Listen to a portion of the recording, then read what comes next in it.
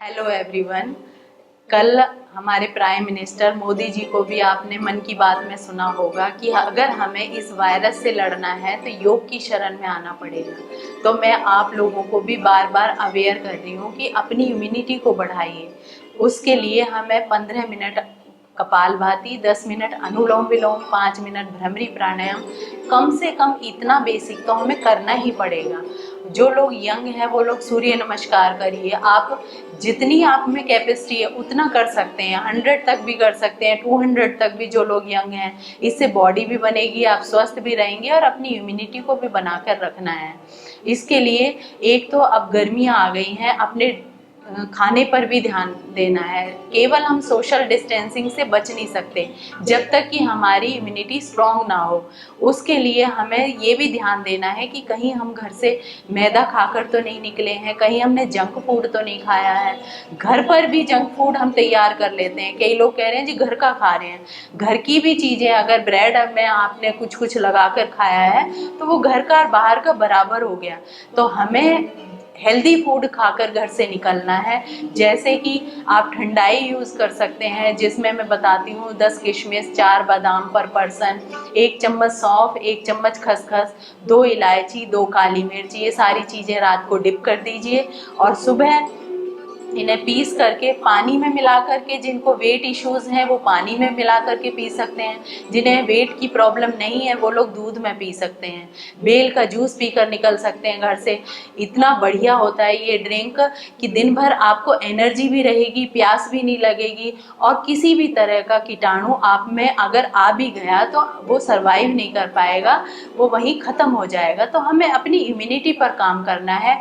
अब हमें अपने डॉक्टर खुद बनने का टाइम आ गया है। हम इसीलिए अपने नेचुरोपैथी के सेशन में और आयुर्वेद के और योगा के सेशन में हम स्वस्थ रहना सिखाते हैं कि कैसे आप बाद में भी स्वस्थ रह सकते हैं। जिनको कोल्ड कफ हो गया है तो उन लोगों के लिए मैं आज बताना चाहती हूँ कि वो लोग 3 दिन सिर्फ डाइट फॉलो कर लीजिए।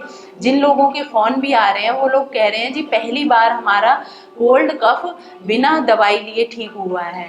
तो उसके लिए हमें अपनी, देखो मेडिसिन हमारी इम्यूनिटी को कम करती हैं, तो हमें कोशिश करनी है कि कम से कम दवाइयों पे निर्भर रहें जिससे कि हमारी इम्यूनिटी स्ट्रॉन्ग बने।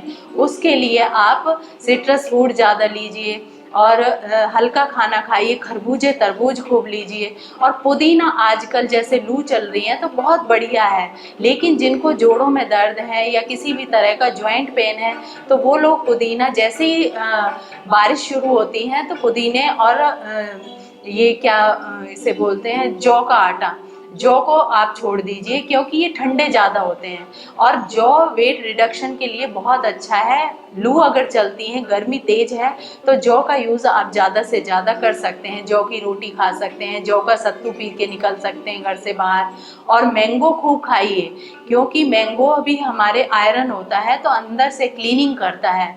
शाम को मैंगो खाने का मैं एक और तरीका बता देती हूँ। अगर डिनर में आप 2 मैंगो और 1 गिलास दूध लेते हैं तो आपका वेट कभी नहीं बढ़ेगा। अगर आप साथ में नमकीन चीज़ भी, रोटी या कुछ और भी चीज़ लेते हैं तो आपका वेट बढ़ेगा।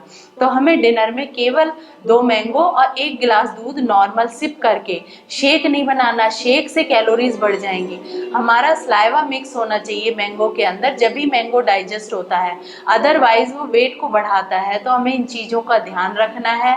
Please be fit and happy. Thank you.